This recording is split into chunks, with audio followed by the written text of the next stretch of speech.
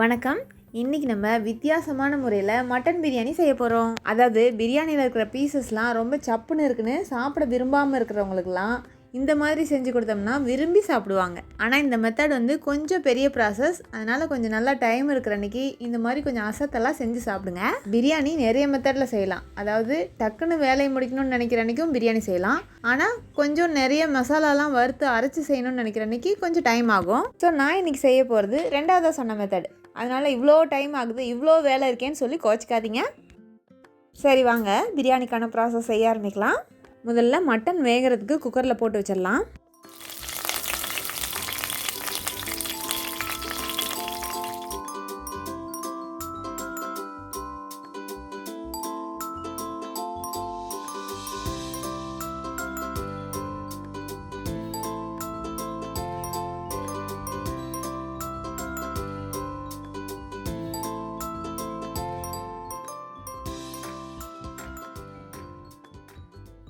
Mutton இப்போ வேக வைக்கிறதுக்கு வெறும் உப்பு, மஞ்சத்தூள், மிளகுத்தூள் இது மட்டும் போட்டு வேக வச்சோம்னா போதும். கறியெல்லாம் ஒரு 5 நிமிஷம் வதக்கி விட்டு இதில் கறி வேகிறதுக்கு தேவையான அளவுக்கு தண்ணி ஊற்றி குக்கரை மூடி வச்சிடலாம்.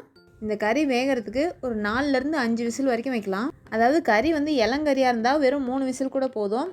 ஆனால் கொஞ்சம் முத்தின கறியாக இருந்தால் ஒரு 5 விசில் வைக்கணும்.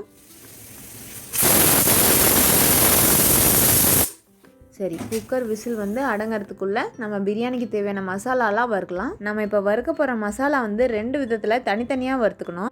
ஏன்னா நம்ம இப்போ செய்ய போகிற மெத்தட் பிரியாணி தனியாகவும் கறி தனியாகவும் தான் செய்ய போகிறோம். அதனால் மசாலாலாம் தனித்தனியாக வறுத்துக்கணும். முதல்ல பிரியாணிக்கான மசாலா வறுக்கலாம்.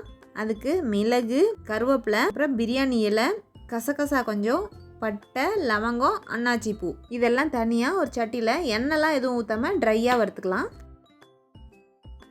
இதெல்லாம் நல்லா வறுத்துச்சு. இதை ஒரு பிளேட்டில் கொட்டி ஆற வச்சுட்டு நம்ம அடுத்தது கறிக்கான மசாலாலாம் வறுக்கலாம். கறி வறுக்கிறதுக்கு தேவையான மசாலாலாம் என்னென்னா கொத்தமல்லி, சோம்பு, சீரகம், அப்புறம் காரத்துக்கு தேவையான அளவுக்கு மிளகும் சேர்த்துக்கோங்க. நான் சீனி மிளகாய் சேர்த்துக்கிறேன். இதில் கொஞ்சம் கசகசா, பட்டை, லவங்கம், அன்னாச்சி முக்கு. இப்போ இதெல்லாம் கசகசாவை தவிர மற்றதெல்லாம் ஒரு சட்டியில் போட்டு ட்ரையாக வறுக்க ஆரம்பிச்சிடலாம். இதுலேயும் கொஞ்சம் கருவேப்பிலை சேர்த்துக்கோங்க. இந்த மசாலாலாம் கொஞ்சம் வறுபட்டதும் இதுலேயே ஒரு 4 சின்ன வெங்காயம், அப்புறம் பூண்டு 4, இஞ்சி ஒரு சின்ன பீஸ், அப்புறம் ஒரு தக்காளியும் இதிலே சேர்த்துக்கோங்க. இதெல்லாம் ஒரு 2 நிமிஷம் வறுத்துட்டு தீ அணைச்சிட்டு கடைசியாக கசகசா சேர்த்துக்கோங்க. இதிலே ஒரு சின்ன பீஸ் தேங்காய் கட் பண்ணி சேர்த்துக்கோங்க. அவ்வளோதான், மசாலா வறுக்கிற வேலையெல்லாம் முடிஞ்சிடுச்சு. இனிமேல் இதெல்லாம் நல்லா ஆறட்டுன்னு தான் அரைக்கணும். அதுக்குள்ளே குக்கரும் விசில் அடங்கிடுச்சு. நம்ம அதை ஓப்பன் பண்ணலாம்.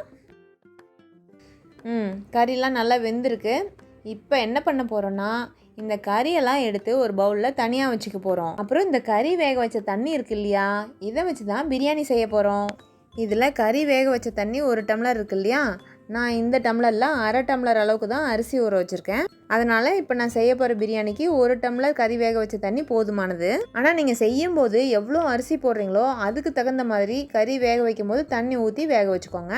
சரி, இப்போ பிரியாணி செய்கிறதுக்கு கறி வேக வச்ச தண்ணி ரெடி பண்ணி வச்சுட்டோம் இல்லையா, இனிமேல் பிரியாணி செய்ய ஆரம்பிக்கலாம். அதுக்கு நம்ம பிரியாணி செய்கிறதுக்குன்னு ஒரு மசாலா வறுத்தோம் இல்லையா, அதை ஒரு மிக்ஸி ஜாரில் மாற்றி நல்லா பொடி பண்ணிக்கோங்க. பிரியாணி மசாலா ரெடி பண்ணிக்கிட்டோம். அடுத்து குக்கர் அடுப்பில் வச்சு பிரியாணியை செய்ய போகிறோம். எண்ணெய் ஊற்றும் போது இதுலேயே 1 ஸ்பூன் நெய் சேர்த்துக்கோங்க. எண்ணெய் காயட்டோன்னு நம்ம அரைச்ச பிரியாணி மசாலா பொடியை இதில் சேர்த்துக்கோங்க. இந்த பிரியாணி மசாலா பொடியை எண்ணெயில் நல்லா வதக்கி விட்டுட்டு கறி வேக வச்ச தண்ணி எடுத்து வச்சுருக்கோம் இல்லையா, அதை இதில் ஊற்றிக்கலாம். கறி வேக வைக்கும் போதே நான் உப்பு சேர்த்துருக்கேன். அதனால் இப்போ உப்பு போட தேவையில்ல. வேணும்னா டேஸ்ட் பார்த்துக்கிட்டு சேர்த்துக்கோங்க.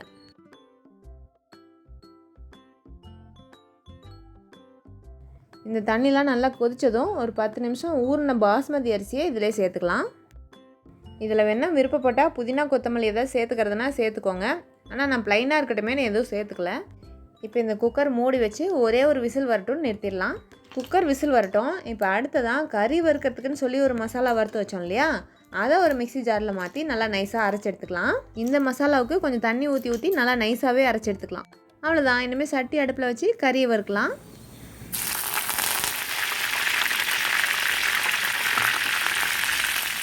கருவேப்பிலை பொரிட்டோன்னு அந்த அரைச்சி வச்ச மசாலாவை இதிலே போட்டு கொஞ்சமாக தண்ணி கலந்து ஊற்றிடுங்க. இப்போ இதெல்லாம் கலந்து விட்டுட்டு மூடி வச்சுருங்க. நல்லா கொதி வரட்டும்.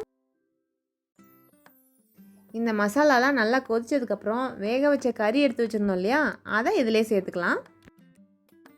இந்த கறியெல்லாம் மசாலாவோட நல்லா கலந்து விட்டுட்டு மூடி வச்சு தீயை மீடியம் ஃப்ளேமில் வச்சு ஒரு 10 நிமிஷம் வேக விடுங்க. அவ்வளோதான், கறியெல்லாம் மசாலாவோட சேர்ந்து நல்லா சூப்பராக ரெடியாக இருக்குது. இப்போ அடுத்தது என்ன, பிரியாணியோட இதை வச்சு சர்வ் பண்ணி சாப்பிட வேண்டியது தான். நிறைய பேருக்கு இந்த பிரியாணியில் போடுற கறியெல்லாம் சப்புன்னு இருக்கிறதுனால லைக் பண்ணுறதில்ல. அதனால இந்த மாதிரி செஞ்சு கொடுத்தா நல்லா டேஸ்ட்டாகவும் இருக்கும், பிரியாணியோட வச்சு சாப்பிட்றதுக்கும் ருசியாக இருக்கும். அது மட்டும் இல்லாமல் கறி வேக வச்ச தண்ணியில் பிரியாணி செய்யும்போது பிரியாணியும் சாப்பிட்றதுக்கு அவ்வளோ அருமையாக இருக்கும். அதே சமயத்தில் இந்த மாதிரி கறியை வறுத்துட்டோம்னா நமக்கு 2 in 1 ப்ராசஸ் ஆயிரும்.